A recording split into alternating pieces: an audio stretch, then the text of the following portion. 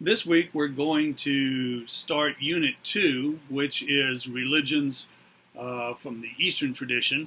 Although technically Bahai, which we'll talk about first this week, is really a Western religion. It just fits in the scheme of the class to treat it here. Also, though, it is sort of a transitional religion in the sense that even though Bahai emerges from Islam, as we will see, it it borrows from, at least a little bit, from contact with some of the Eastern religious traditions that we'll be talking about in coming weeks. So today we're going to talk, first of all, about Bahai. And like I said, Bahai emerges from Islam. Remember, when we talked about Islam, we said there were two major groups of Muslims. There are the Sunnis, which are by far the largest group, and then there are the Shia Muslims, which make up between 10 and 15% of Muslims. And they're concentrated, today anyways, they're concentrated around Iran and Iraq. And this was true also in the 19th century when Bahai arises. But let me first go back a little ways into the history of Shia Islam just to remind you of a couple of things. Shia Muslims regard Ali ibn Abu Talib, Muhammad's cousin and son-in-law, as the true caliph, the true successor to Muhammad. They were upset when the community chose Abu Bakr and his successors to be the successors of Muhammad. They never really accepted them completely. And eventually they split from the Sunnis. And their leaders, their imams, their great imams anyways, or ayatollahs, were considered to be they all came from the family of Muhammad and his son-in-law, Ali. Ali's son, Hussein, was killed in the Battle of Karbala in the year 680, and this is a seminal event in Shia Muslim history. To this day, Shia Muslims will travel to Karbala, which is in Iraq, and celebrate is not the right word, mourn the death of Imam Hussein, the son of Ali, and it's a very important day on the Shia Muslim calendar. Well, Hussein was killed in battle, and many of his successors were also killed, assassinated, and various things happened to them. They didn't live a full natural life. Eventually, they got to the 12th Imam in the line, whose name was Muhammad ibn al-Hassan, and he just disappeared. Now, the Sunnis would tell you, well, probably somebody just assassinated him. But the Shia say, no, he disappeared because God took him and hid him away, and he will eventually return as the Mahdi, a messianic figure, at some point in the future. Okay, so that's Shia Muslim belief. Now, fast forward about 1,000 years, and we get to the year 1839. In the year 1839, there was a 20-year-old Persian man, and remember Persia and Iran both refer to the same region. And this 20-year-old Persian man, his name was Sayyid Ali Muhammad.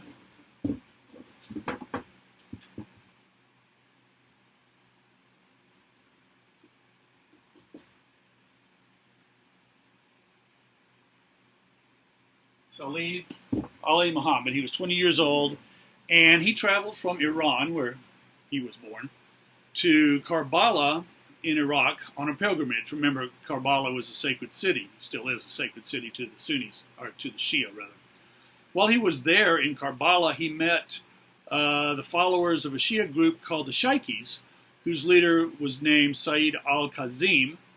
And Sayyid al-Kazim prophesied to his group that the Mahdi, that is the Shia one who was to come, the Shia Messiah, to use a term that's not used by the Shia, but is one that people use sometimes in the West. He said that the Mahdi would soon be revealed, and Sayyid Ali Muhammad came to see himself, after al-Qasim died, Sayyid Ali Muhammad came to see himself as Kazim's successor and the leader of the group. And he didn't see himself as the Mahdi, but he believed himself to be the forerunner of the Mahdi. And after Al-Kazim died in 1843, around the year 1844, Sayyid Ali Muhammad began calling himself the Bab. All right? B-A-B. B-A-B, pronounced Bab, and that's the Arabic word for gate, the gate. After he had received several religious visions, including, he said, of the martyred Imam Hussein, who was martyred there in Karbala, and as the gate, he also called himself the manifestation of God, he prophesied that the Mahdi would indeed soon be revealed. And he said that his purpose as the Bab, as the gate, and this would be the gate between, between the world of humanity and the divine world, I suppose. As the gate, it was his job to prepare humanity for the advent of the Mahdi. Well, he wrote a bunch of works that are still considered by Baha'is today to be revelations from God. And he gathered many followers together. He had a pretty large following in his day. Eventually, he was arrested by the Iranian ruler for heresy, and his heresy was that mainstream Muslims, both Sunni and Shia, agree that Muhammad was the ultimate and final revelation from God. But the Bab and his followers were saying, no, there are more revelations to come, and God is sending me, the Bab, revelations. And so this was the heresy he was accused of. So he was arrested, and he was executed in the year 1850. So he was only about 30, 31 years old when he was executed. And also, about 20,000 of his followers throughout Persia were massacred. However, many of his followers survived, and the movement continued with the name Babism.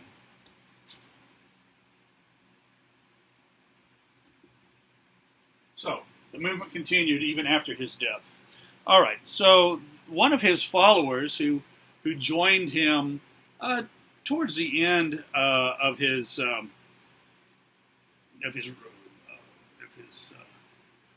ministry, I guess, as the Bab, was a man by the name of Mirza Hussain Ali Nuri. Write that all down here. Mirza Hussain, make sure I spell this right. Hussain Ali Nuri. That was one of his followers, and he came from a wealthy family with connections to Persian royalty, and he believed, like many of the Bab's followers, not necessarily the Bab himself. The Bab himself always remained a Muslim in his own mind, but Mirza Hussain Ali Nuri believed that the Babis needed to make a clean break from Islam, because the Bab's revelations marked a new beginning, much in the same way as Christianity was a break from Judaism. He said so also the Bab's teachings mark a break from Islam. Around the year 1848, so this is shortly before the Bab was executed, Mirza Hussain Ali Nuri began calling himself Baha'u'llah. It's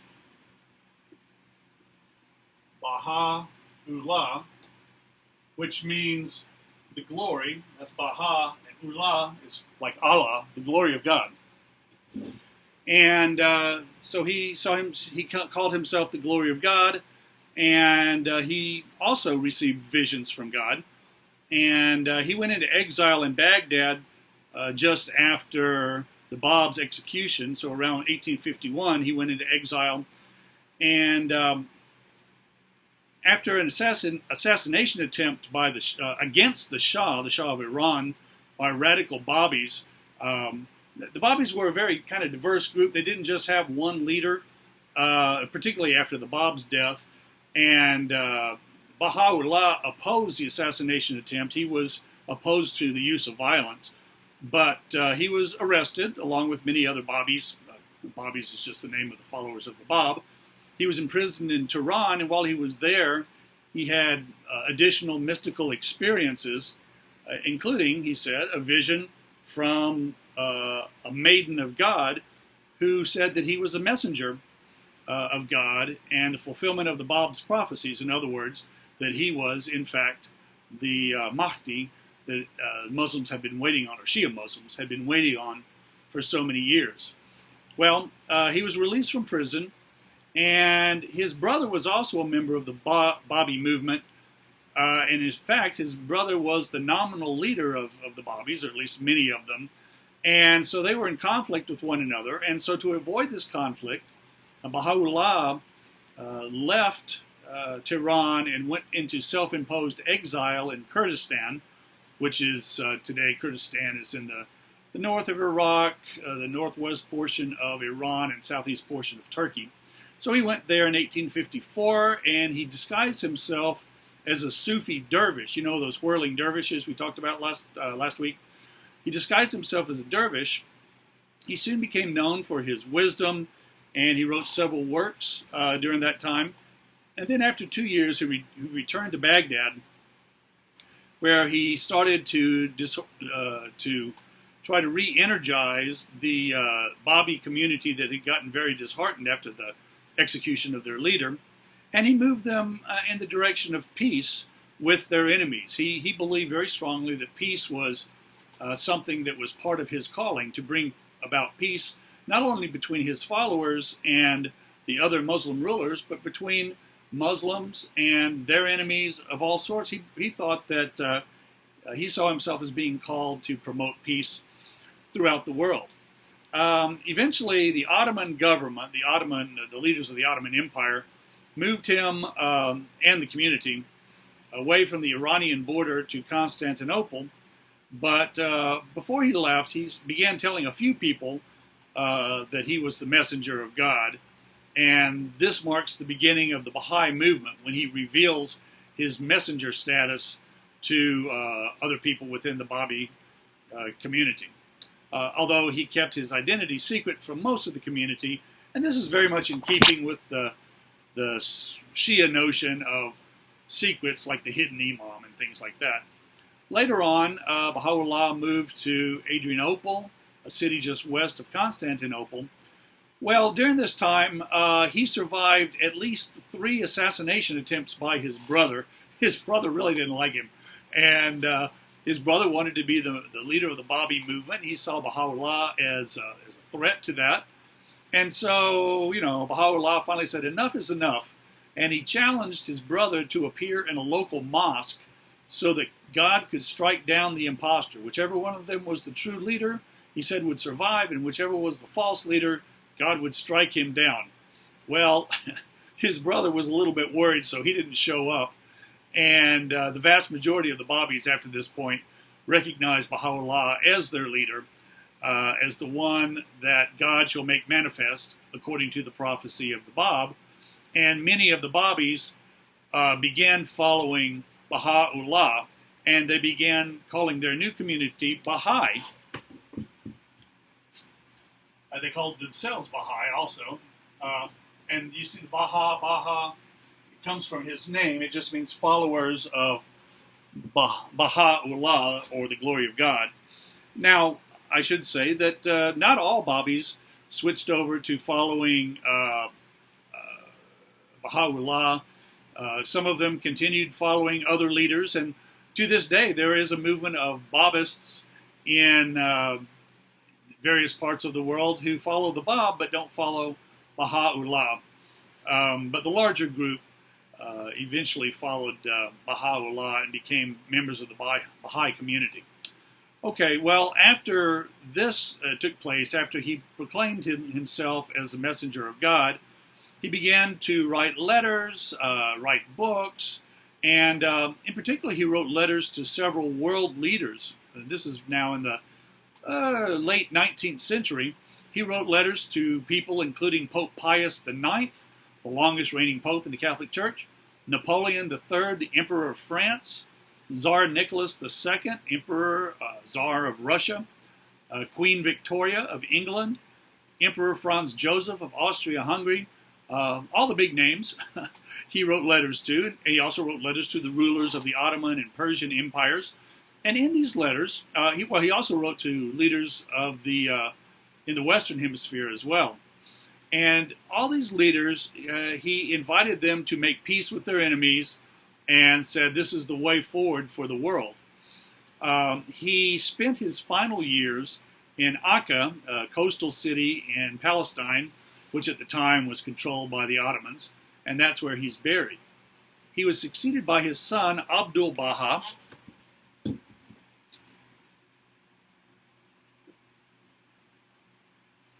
And Abdul Baha means, it's a name that means servant of Baha. And Abdul Baha's dates are 1844 to 1921. Abdul Baha took the message of Baha'u'llah to Europe and to America. He published his father's works widely, and he also proclaimed a message of peace, social justice, and unity to churches and other religious groups, trade unions, universities, the general public. Abdul Baha took the Bahai message mainstream, and he was not shy about sharing his beliefs, his father's beliefs, with the world. Today, Bahai claims somewhere between 5 and 8 million adherents, and so it is roughly half the size of Judaism in terms of the number of adherents. Their world headquarters are in Haifa, Israel. Remember that at the time, this was part of the Ottoman Empire, or perhaps British Mandate Palestine, depending on what years you're talking about. But that's where their headquarters are. You can look online. I think I have a picture on the class website of their world headquarters site. It's a beautiful building.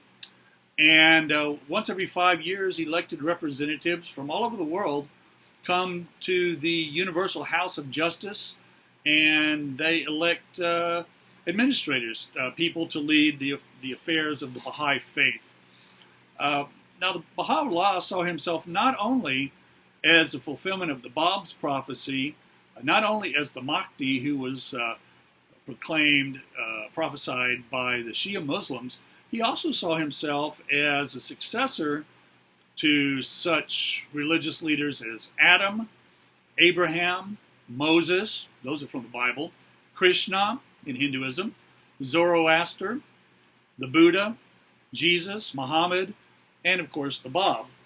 And he thus saw himself as the promised one of all the major world religions. Baha'is believe that they are sort of the pinnacle of world religions in the sense that they combine the best features of all the different world religions, but not in the sense of like succeeding them or, Baha'is have no desire to eliminate these other religions as some sort of competition, but rather to reform these religions so that they accept the principles of Baha'i. The beliefs of the Baha'is, I have listed on the website. There's a link to it. I'll go through them real quickly, and you can read more about them on the Baha'i webpage that I linked to from the class website. Their beliefs include all humanity is one family. There are no racial differences, differences in nationality. None of that really makes any difference. We're all the same in the eyes of God. And I should point out, if it's not already obvious, that Baha'i is a monotheistic religion, just like all of the world religions we've talked about so far. Zoroastrianism, Judaism, Christianity, and Islam, and Baha'i now, are all monotheistic religions. We will soon get to religions that are not monotheistic, but Baha'i is monotheistic. All humanity is one family. Women and men are equal in the eyes of God and should be equal in one another's eyes, according to the teachings of Baha'i. This was a quite radical statement in the 19th century and early 20th centuries. Certainly this was at the time that women around the world were starting to get the right to vote. It happened in the U.S. in 1919. But Baha'u'llah, his ideas about the equality of women and men preceded that of much of secular society. I asked a question on the discussion board a while back: are social movements, changes in society, led by do they come first through religious organizations, or do they come first through social movements? Most people said social movements, and I think that's largely true. But in this case, Baha'u'llah, I'm not saying he was the first person to advocate equality of women and men, but he was certainly ahead of the curve. A third belief is that all prejudice, whether racial, religious, national, or economic, all prejudice is destructive and must be overcome. Another belief is that people must search for the truth without preconceptions. There is one truth. I mean, truth is truth, and it's all God's truth, according to Baha'u'llah. Another belief, and this is related to this previous belief, another belief is that science and religion are in harmony.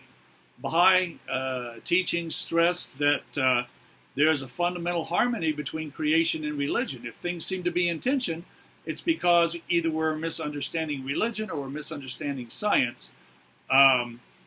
If God is the author of both Revelation and the universe, then the two must be one. Another belief is that economic problems are linked to spiritual problems. If there's poverty in the world, it's because people aren't following God. If there's inequality in the world, it's because they're not listening. People are not listening to the voice of God. Economic problems come from spiritual problems. Baha'is also believe that the family and its unity are very important, like I would guess most religious traditions. Baha'is believe strongly in the family. Baha'is also believe there is one God. And yes, they're monotheistic, but more than that, the one God that they talk about is the same God as is worshipped by Jews, by Christians, by Muslims, even the Brahma, who is sort of an underlying divine principle in Hinduism, according to Bahai, is all these terms refer to the same one divine being. Therefore, all major religions come from God. This is another teaching of Bahai. And finally, world peace is the crying need of our time. Keep in mind that Bahai arose in a time of increasing world conflict. There were conflicts in Europe and in Western Asia, among European countries, among Asian countries, and then eventually this broke out into World War I and World War II in the early 20th century. And so it's very fitting for Baha'is to proclaim that world peace is the crying need of our time. The last thing I want to say about Baha'is is that they have no clergy. There's no priest of Baha'i. There's no single leader of Baha'i anymore. They have various elected leaders, as I said. But they do advocate prayer 3 times a day, meditation, and service to others. And they will get together for worship service. There is a Baha'i church or temple here in San Antonio. All right, that's all I had to say about Bahai.